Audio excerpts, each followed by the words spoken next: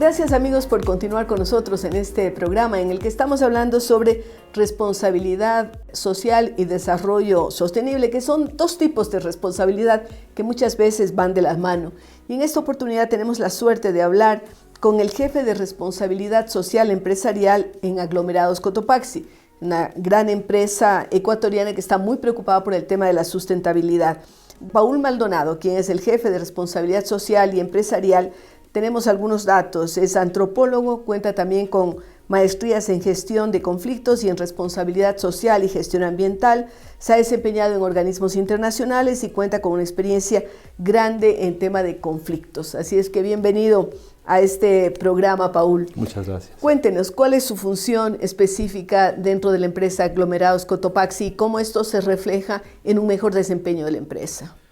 Mi función básicamente en Aglomerados Cotopaxi, ya desde hace 15 años que trabajo con ellos, es ser el puente entre el área de influencia, las comunidades y la empresa como tal. Ese puente que permita un diálogo continuo, un diálogo permanente. Que se evite los conflictos, claro. Y que se evite los conflictos. Nosotros tenemos una premisa que es construir una red social favorable. Y en torno a ello trabajamos, siempre con la mano de las premisas de la responsabilidad social, con las premisas de la sostenibilidad en este último tiempo, que son temas que se están trabajando. Pero lo que buscamos es un tema de armonizar el trabajo, de armonizar el desempeño social, el desempeño con las comunidades, para poder tener una mejor rentabilidad, tanto económica, ambiental y social, de manera con las comunidades. Excelente, porque tenemos que pensar de que para que una empresa o un grupo de empresas sea exitoso, debe tener un entorno exitoso, un entorno saludable. ¿Cómo desarrollan ustedes su trabajo con las comunidades? Fundamentalmente, entiendo, en Cotopaxi, aunque el accionar de la empresa va también hacia otras provincias, ¿verdad? Nosotros hemos tomado, al tener un patrimonio de cerca de 19.000 hectáreas, hemos tenido como una unidad de análisis en realidad, y que la conocemos como un paisaje culturalmente modificado. Y a partir de ello nosotros hacemos toda una propuesta de trabajo que no es de imposición, sino más bien es generar desarrollo endógeno, consenso. Claro. Entonces, al tener este concepto de paisaje cultural, reconocemos que existen actores, reconocemos que existen actores sociales que en los Andes, y usted debe conocer, en los Andes las comunidades ancestrales, las comunidades tradicionales manejan de manera vertical sus recursos. Y da la casualidad que las comunidades están en la parte baja y las plantaciones están en la parte alta. Entonces, entender esa dinámica que tienen las comunidades nos permite tener o bajar al mínimo el tema de la conflictividad, porque entendemos las necesidades a través de herramientas como el metabolismo social, entender las nuevas ruralidades, porque las generaciones van cambiando y las percepciones van cambiando. Entonces nosotros nos adaptamos a estas nuevas ruralidades y entendemos que la gente necesita usar los recursos que están dentro de nuestro patrimonio forestal. Uno de ellos es el agua, por ejemplo. Así es. Entonces hay que sembrar el agua, ¿no? Exactamente. Nosotros tenemos dentro de nuestro ordenamiento territorial cerca de 6.000 hectáreas de estas 19.000, 6.000 hectáreas que son zonas de recarga hídrica, zonas de vegetación nativa que las mantenemos como una zona de protección precisamente para el agua, ¿no? Intactas, y trabajamos en gestión con las comunidades que usan el agua. Y tenemos un proyecto muy bonito que lo llamamos ya desde hace 11 años Gobernanza del Agua, en donde tenemos el gobierno entre las comunidades, las juntas de regantes y nosotros. Y de esa manera llevamos de manera muy armoniosa y se beneficia el agua para cerca de 15.000 personas de la cordillera oriental, hasta casi la parte alta, las goteras, como siempre digo yo, del cantón Latacunga. Entonces, ese tipo de cosas nos han permitido que la empresa pueda desarrollar sus actividades de manera responsable y de manera continua y de manera sostenible. Claro, porque además, con todos los problemas que estamos teniendo por cambio climático, uno de los recursos más escasos definitivamente es y va a ser sobre todo el agua. Este tema del cuidado del agua es fundamental, y para empresas como las de ustedes, pero para las comunidades que viven allí también hay que cuidar esa agua, ¿verdad? Sí, el tema del agua es importante porque hay que ver que el agua no es de los dueños de la tierra, sino del Estado ecuatoriano. Y el Estado les otorga permisos de aprovechamiento, y nosotros tenemos el dominio privado de esos predios. Bajo el concepto de hacienda que se trabajó o que se tenía hasta más o menos el 2000, había mucha conflictividad. porque se cerraba puertas, no se dejaba pasar y la gente igual tenía que entrar. Cuando salían, incendiaban, rompían cosas, mientras que con este concepto... Cuando hay libertad para moverse, ¿no? Sí, y más bien bajo una cuidado premisa... conjunto, claro. Bajo una premisa importante que es el tema de transformar conflictos en procesos colaborativos. Entonces, de esa manera uno parte de una premisa de que no se vuelve reaccionario, sino se vuelve en realidad propositivo. Y con esta premisa de ser propositivo, lo que se hace es construir consensos y construir gobierno. Y eso nos permite alimentar a esta red social favorable que la estamos trabajando ya desde hace muchísimos años, con un nivel de conflictividad que llega al cero. Entonces, una vez superado el tema de la conflictividad, empezamos a trabajar temas de valor y de valor compartido. Entonces empezamos a trabajar proyectos de agua, empezamos a construir reservorios, la gente construye reservorios, pero nosotros dotamos de espacios para que puedan construir y poder mejorar los sistemas de riego. Tenemos proyectos muy bonitos como por ejemplo el pastoreo comunitario, que estamos tratando de ver que la ganadería de leche se da en las comunidades en la zona baja que son aprovechadas por el agua de riego, pero que el ganado de engorde están dentro de nuestras plantaciones.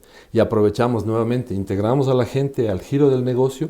Y el ganado de engorde es de las comunidades. Es de las comunidades. Que les permiten ustedes pastorear en sus bosques, ¿no? En este momento tenemos cerca de 800 hectáreas que están entregadas a la gente, alrededor de 200 familias que se benefician de esto. Cada familia tiene en promedio en esta zona, en este concepto de pastoreo, 5 borregos, 4 vacas o cosas de estas, pero que son en realidad lo que se conoce siempre que es la alcancía para la gente. Claro. Entonces la gente empieza a engordar sus animales y empezamos a mejorar. Esto nos ha permitido que la gente conozca el ciclo forestal, porque el ciclo forestal es un cultivo y tiene una plantita que empieza a crecer y cuando termina el ciclo se cosecha, esa zona no pueden ingresar, pero para eso ya tenemos otros espacios en donde compartir con la comunidad. Y esas son las propuestas de valor compartido que tenemos, ¿no? ¿Ustedes tienen sobre todo pino? ¿O tienen, bueno, me imagino que en las hectáreas, aquellas que tienen, que son como de protección, tienen especies nativas, ¿verdad? Son especies nativas. El ordenamiento y el índice de sitio que se lo trabaja desde el punto de vista técnico forestal nos permite ubicar determinada especie que requiere humedad, que requiere altura, que requiere viento. Entonces nosotros manejamos pino radiata y pino pátula, que son las especies de mayor crecimiento que tenemos en esto. Y últimamente estamos trabajando con el tema de eucalipto en determinadas zonas que permite la ecología del lugar. Claro, para que no absorban todo el agua, porque se dice que el eucalipto consume mucha agua. Sí, parte del proyecto de gobernanza del agua ha sido precisamente monitorear las cuencas. Con caudales. Entonces hicimos una propuesta para construir vertederos verticales que ahora ya lo manejan las comunidades y lo que nos ha dado en resultados en estos últimos 12 años que hemos tenido monitoreo de aguas, que la plantación forestal en conjunto con vegetación nativa más bien lo que provoca es regulación hídrica. ¿Y qué significa esto? Que cuando llueve las plantas sueltan el agua de manera paulatina y se tiene una línea continua, mientras que si no hay una plantación forestal y vegetación nativa, empezamos a tener crecientes en el invierno y sequedad absoluta en el verano. Entonces, esto nos ha logrado compartir con las comunidades y las comunidades en realidad reconocen y legitiman la presencia de las plantaciones en los espacios de la recarga hídrica. Hay un conocimiento científico allí. Ajá. ¿Con qué número de comunidades, qué número de personas está impactando la empresa en este tipo de acciones que ustedes tienen? En el tema del agua, los beneficiarios de las juntas de agua son aproximadamente 15,000 personas. ¿Ya? 15,000 personas que si nosotros tuviéramos un impacto negativo de las plantaciones, tendríamos cerradas ya la fábrica hace rato. Pero hemos logrado tener estabilidad en torno al agua. En torno al pastoreo estamos alrededor de 200 familias. Luego tenemos un proyecto pequeñito que es para usar productos forestales no maderables, por ejemplo, hongos, y hierbas medicinales como el sunfo, como el caballo chupa. Los hongos hacemos deshidratado y tenemos una marca que es bastante bonita que se llama Churopinto, que ya estamos en el mercado, poco a poco hemos ido ingresando. Y esto es con las comunidades. Con una comunidad que se llama Santa Catalina de Churopinto y con mujeres, 16 mujeres que están, 16 familias a la postre que están trabajando ya su propia marca, su propia producción, con infusiones de sunfo, de caballo chupa y con hongos deshidratados. Qué bien, ¿eh? Una pregunta, el año pasado tuvimos una sequía tremenda. Este año se avisora que también a partir de marzo, abril vamos a tener una fuerte sequía. ¿Cómo se manejaron ustedes y cómo ayudar a las comunidades precisamente en mantener las fuentes de agua? Bueno, si bien fue fuerte la sequía, la disminución de caudales fue, digamos que casi no existió. Bien. Se mantuvo todo el tema del agua, se mantuvo. Es por el buen manejo. Es por el ordenamiento adecuado del suelo. O sea, si uno quiere plantar cosas como lamentablemente el Estado sí lo hace y ordena, dice que tiene que reforestar la cuenca, ¿no? Y en cuencas, en subcuencas en donde, por ejemplo, nunca ha existido un quechua o un pomamaqui, como son plantas nativas, van y las ponen. Yeah. Y estos árboles, como cualquier ser humano, va a absorber también humedad y a la postre agua. Entonces, el tema, en algunos casos, nosotros lo que hacemos es no tocar y dejar que la naturaleza regenere. Y eso nos ha permitido tener una regulación y una estabilidad hídrica en las comunidades que los que usan el agua que salen de nuestros predios no tuvieron problemas en la Eso es maravilloso, porque uno de los problemas, lo he visto en Bolivia, lo he visto aquí, cuando no hay un buen manejo de recursos hídricos, son las propias comunidades las que más penan, ¿no? Las que tienen, de pronto ya no tienen agua para sus cultivos, ya no tienen agua ni para beber, y entonces emigran y la presión poblacional sobre las ciudades es enorme. Claro, nosotros lo que hicimos fue con el proyecto de gobernanza de agua, conjuntamente con las juntas, promover la construcción de reservorios, de tal manera que empecemos a darle un soporte al uso del agua, pero de manera más técnica, es decir, si a la noche no van a regar agua, esta agua se puede almacenar en reservorios intermedios. Y ahí tenemos entregadas casi unas 35 hectáreas a lo largo de todas las 19.000 hectáreas en donde se están construyendo reservorios o se construyeron reservorios. Eso permite que a la noche no se desperdicie el agua, sino más bien el agua se almacene y durante el día pueden volver a regar. Eso nos ha permitido tener una estabilidad y un relacionamiento y una vinculación con las comunidades bastante bueno, porque ven que las plantaciones no es que afectan, más bien ayudan a la regulación hídrica. Y qué interesante que aquí va de la mano la responsabilidad social y la ambiental, porque al impactar en lo ambiental están impactando también en mejor calidad de vida, porque sabemos que en general Cotopaxi tiene muy malos indicadores en temas de desnutrición infantil, analfabetismo, etcétera. ¿Cómo ustedes apoyan a la comunidad en esos aspectos?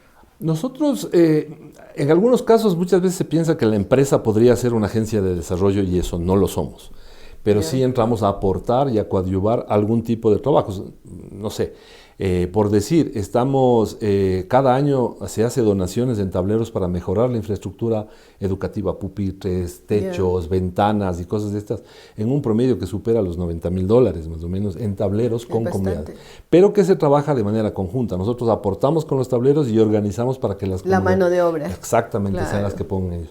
De esa manera damos mejor un tema de infraestructura educativa mucho más digna. Y una apropiación por parte de la comunidad, porque son parte de la solución también. Somos parte de la solución. Tratamos del año anterior y espero que este año también lo trabajemos, asociarnos con empresas que están en la zona, por ejemplo, que producen hierro, en donde se pueden hacer tumbados o cerchas de hierro para mejorar la infraestructura, y nosotros entramos con madera para darle más calidez, para la sonorización de las aulas sea mejor, sean más aclimatadas. Entonces, cosas de esas hemos hecho, porque lamentablemente no podemos trabajar mucho tampoco en el tema con el Ministerio de Educación por todas las restricciones que existen en torno a acceso al contacto con niños y cosas de estas, y tratamos de evitarnos. Pero tenemos un proyecto muy bonito también, que es el tema de construir un imaginario forestal. A la vuelta de 10 años los niños serán generadores de opinión, serán autoridades, entonces empezamos a trabajar con los niños en el bosque. Y no entramos a las aulas, pero les llevamos al bosque, y en el bosque hacemos un día de campo en donde se ve el tema de las plantaciones forestales, cómo se usa el agua, el tema de la biodiversidad es importante porque las plantaciones son un refugio de biodiversidad, tenemos pumas, tenemos osos. No se los puede ver, pero en las imágenes de fototrampeo les enseñamos, y eso los niños empiezan a tener un concepto muy, muy positivo del tema de las plantaciones. Qué bien, felicitaciones, yo creo que es un gran trabajo el que realizan, y queridos amigos, estamos con ustedes luego de una breve pausa. Son zonas de recarga hídrica, zonas de vegetación nativa que las mantenemos con una zona